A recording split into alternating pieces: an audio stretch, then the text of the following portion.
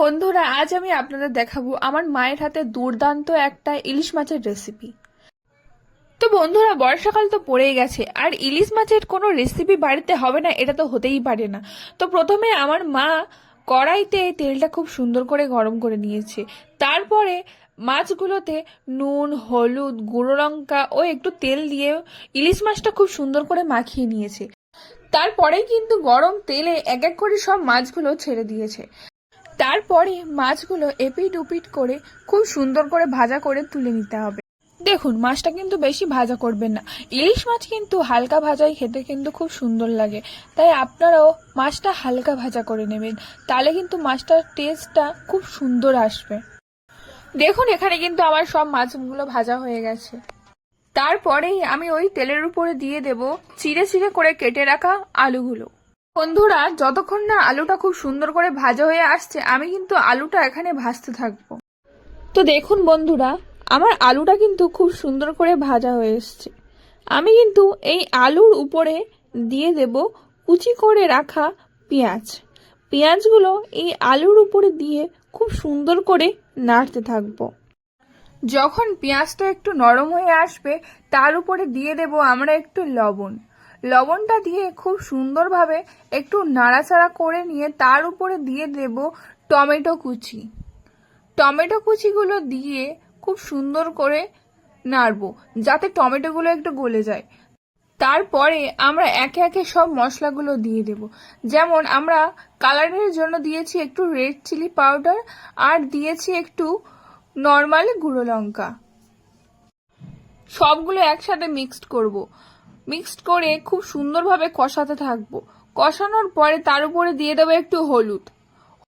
হলুদ দেওয়ার পরে তার উপরে দিয়ে দেবো আমরা একটু রসুন বাটা। রসুন বাটা দেওয়ার পরে ওর উপরে দিয়ে দেবো একটু চিনি।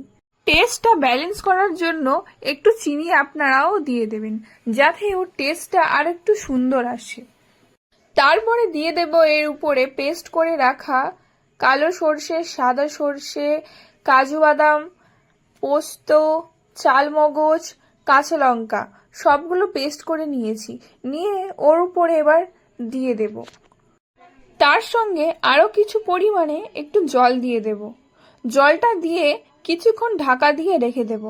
যতক্ষণ না ঝোলটা ফুটে উঠছে ততক্ষণ না আমরা ওটা ঢাকা দিয়েই রেখে দেব। তারপর যখন ফুটে উঠবে, ঢাকাটা খুলে নিয়ে আমরা একে একে ভেজে রাখা মাছগুলো ওই ঝোলের উপরে দিয়ে দেব। তো দেখুন বন্ধুরা, আমাদের এখানে ঝোল ফুটে উঠেছে। তো ওই ঝোলের উপরে আমরা কিন্তু একে একে সব মাছগুলো দিয়ে দিচ্ছি।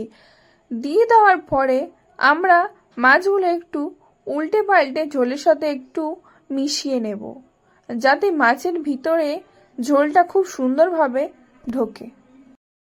তারপরে কিছুক্ষণ ঢাকা দিয়ে রেখে দেওয়ার পরে তার উপরে দিয়ে দেব কুচি করে রাখা কিছু ধনেপাতা আর চেরা কাঁচা লঙ্কা। কাঁচা লঙ্কা দেওয়ার পরে তার উপরে দিয়ে দেব সানরাইসের চিকেন মশলাটা। তারপরে ওর উপরে দিয়ে দেব কাঁচা সর্ষের তেল। সর্ষের তেল দেওয়ার পরে খুব সুন্দর করে ওটা মিশিয়ে নিতে হবে। মিশিয়ে নেওয়ার পর ওটা আরও কিছুক্ষণ ফোটাতে হবে।